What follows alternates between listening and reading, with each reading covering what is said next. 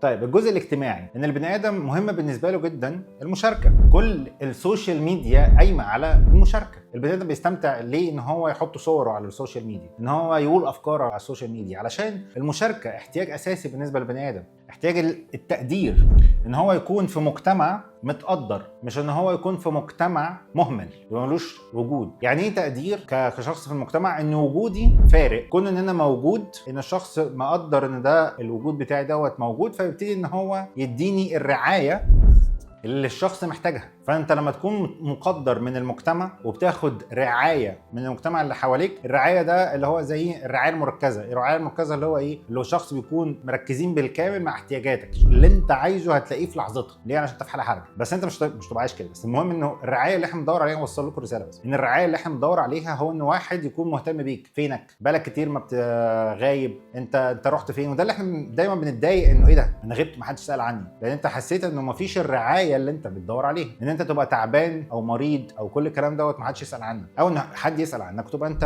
مبسوط. فبالتالي كون انه حد يكون بيراعي احتياجاتك، بيراعي وجودك، ان انت طول ما انت موجود تحب تشرب شاي، تحب اعمل لك مش عارف كذا، فبيراعيك وبيراعي احتياجاتك، ان انت عايز ايه، انا عايز اعمله لك واساعدك واقدم لك اللي انت محتاجه.